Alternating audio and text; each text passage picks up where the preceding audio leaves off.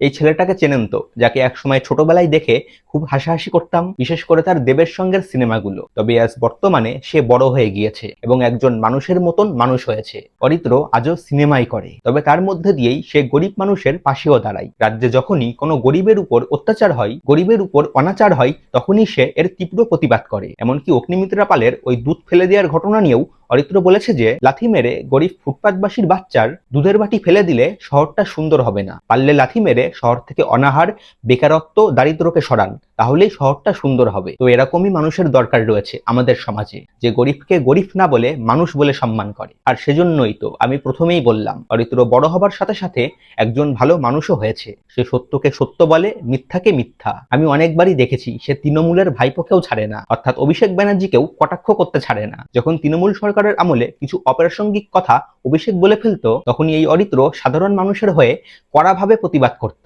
তো যাই হোক, এখনো পর্যন্ত আমার অরিত্রকে খুবই ভালো লাগে এবং একজন যোগ্য ভালো মানুষ বলেও মনে হয়। ভালো থাকবেন সবাই, ধন্যবাদ।